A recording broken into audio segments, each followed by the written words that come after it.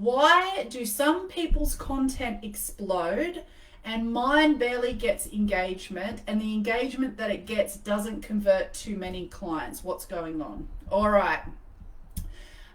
This is pretty common. And by the way, I mean, I'm going to be completely honest. I teach content, I teach connection, as part of my business coaching program. And not every piece of content that I put up is going to explode either. So I think the first thing that you want to understand is that your content is there not just to get vanity metrics, not just to connect with the right people. It's there to attract the people that resonate with your message and how you can serve them.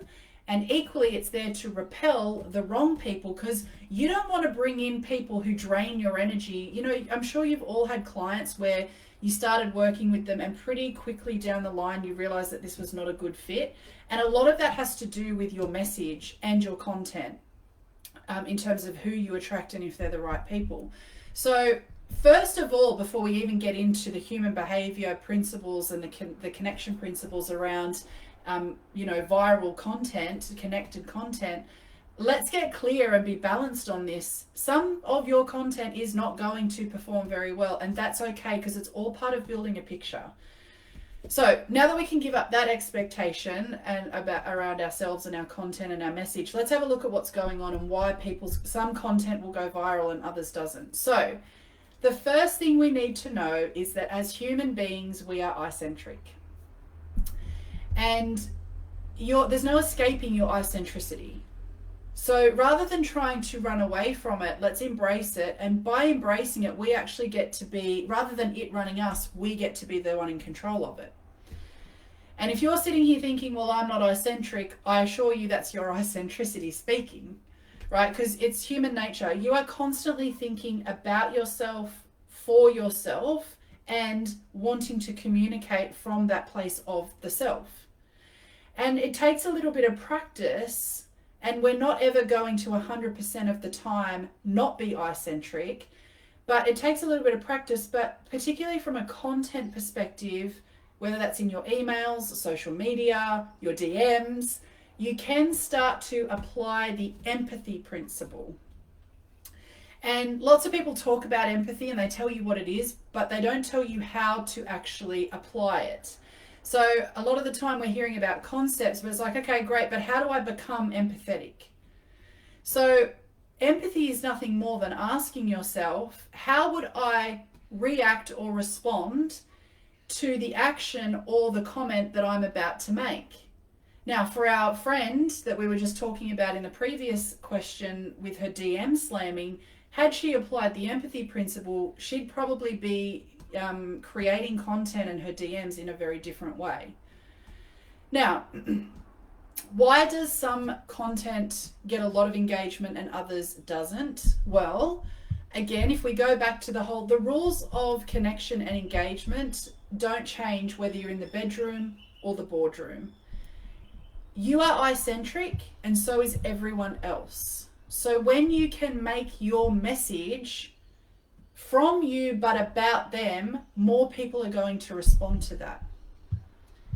It's the difference between trying to get someone into bed on the first date versus and just hitting them up when you want to share your message, versus sharing your message in a way that is from you but for them.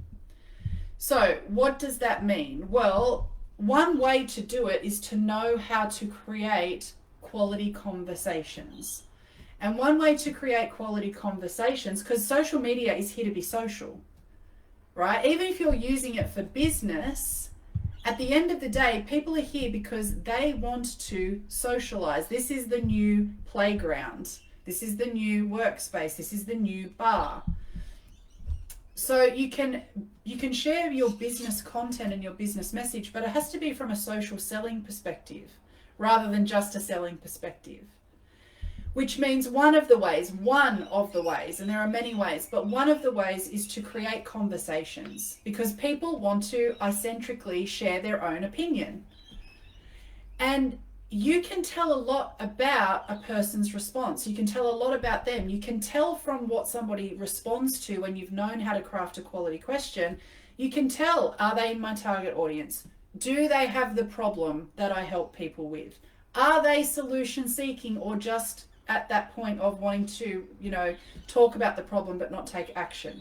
There is a lot that you can tell when you understand the mechanics of how to read a response on social media, because people are always telling you who they are, but you've got to know how to listen for what they're saying behind what they're actually saying. So you want to know how to create quality questions. And there's actually two key fundamental principles that we apply when we're trying to create connected viral content. So it's not just about viral content, because you also don't want to have hundreds and thousands of responses that you've then got to sift through. You actually want to know how to create connected viral content using, there's two principles that we talk about, and they're repeatable every single time. And so that's what we're actually looking at next week in the content masterclass. The two key principles and how to craft quality questions that create quality conversations with quality future clients. So I'm going to put the link for you to be able to join that masterclass in the comments below. Right now, early bird price is happening, so it's $7, but it's going up in 48 hours. So if you want to get in on how to create the viral connected content, it's $7 right now, but it is going to go up. So you can hit that link in the comments below. It's 30 minutes. You're going to walk away with a step-by-step framework as always, but you're also going to get the two key principles, and you're going to get the knowledge on how to craft a quality question for social media, because it's very, very different for if you're coaching your clients or if you're in conversation with your friends. So that link's below. I would love to see you there.